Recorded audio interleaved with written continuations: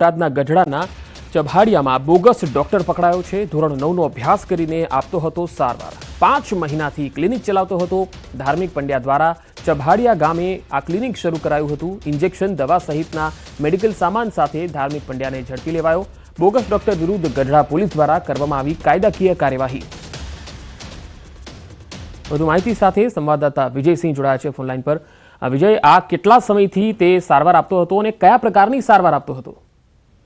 જી પંકજજી, ચોક્કસથી વાત કરું તો છેલ્લા 5 મહિનાથી આધુનિક યુગમાં માત્ર ધોરણ 9નો અભ્યાસ કરી લોકોના સ્વાસ્થ્ય સાથે ચેડા કરતી ઘટના જે છે ત્યાં સામે આવી છે। જેમાં ગઢડા તાલુકાના ચભાડિયા ગામના ધાર્મિક પંડ્યા નામનો માત્ર ધોરણ 9નો અભ્યાસ કરી રહેલો ડોક્ટર કે જે ઇન્જેક્શન, દવાઓ સહિતના મેડિકલ સંસાધન અને સામાન સાથે ગઢડા પોલીસે જેને ઝડપી પાડ્યો છે, લોકોના સ્વાસ્થ્ય સાથે ચેડા કરી તે સારવાર કરી રહ્યો હતો।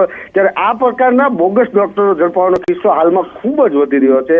આધુનિક યુગમાં પણ લોકો સાથે આ પ્રકારે એક નવીન છેતરપિંડી કરવાનો કિસ્સો જે છે તે ગઢડામાંથી સામે આવ્યો છે। જેમાં બોગસ ડોક્ટરની હાલ તો ગઢડા પોલીસે ધરપકડ કરી છે અને વધુ કાર્યવાહી હાથ ધરી છે।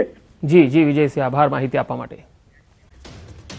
70 વર્ષથી વધુ વયના વૃદ્ધો માટે આયુષ્યમાન કાર્ડની યોજના અમલમાં મૂકવામાં આવી છે, જેથી આવા વડીલોને પોતાની સારવારનો ખર્ચ ઉઠાવવો ન પડે। જૂનાગઢ ખાતે ધારાસભ્ય, વહીવટીતંત્ર તેમજ મનપાના સંયુક્ત ઉપક્રમે આ કાર્ડ માટે કેમ્પનું આયોજન કરવામાં આવ્યું, જેમાં ખૂબ મોટી સંખ્યામાં વડીલો આયુષ્યમાન કાર્ડ કઢાવવા માટે ઉમટી પડ્યા હતા।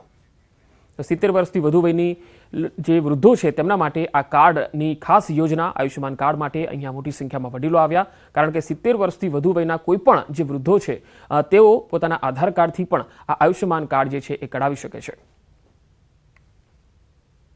ખૂબ મોટા પ્રમાણમાં વડીલો અહીંયા આવ્યા છે। અમને એવું હતું કે એટલા લોકો બાકી નહીં હોય, પણ ખૂબ મોટા પ્રમાણમાં લોકો બાકી છે। એટલે આજે વહીવટી તંત્ર સાથે સંકલન કરી અને દરેક વોર્ડમાં આવો કેમ્પ થાય, દરેક ગામમાં થાય, વડીલોના ઘર સુધી પહોંચીને એક પણ વડીલ આ કાર્ડ વગર બાકી ન રહે એવા પ્રયત્નો કરવામાં આવશે। મારું આયુષ્ય કાર્ડ નીકળી ગયું છે। મારો નંબર પહેલો હતો। આ માન્ય શ્રી સરકાર તરફથી અમને સારો સહયોગ મળ્યો છે, તો વ્યવસ્થા બહુ સરસ છે।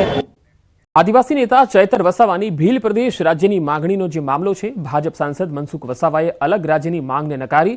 મનસુખ વસાવાએ કહ્યું કે અલગ રાજ્યની વાત ભૌગોલિક દ્રષ્ટિએ શક્ય નથી। આદિવાસીઓના દરેક પ્રશ્નો કેન્દ્ર અને રાજ્ય સરકાર ઉકેલશે। અમે અલગ રાજ્યના સમર્થનમાં નથી।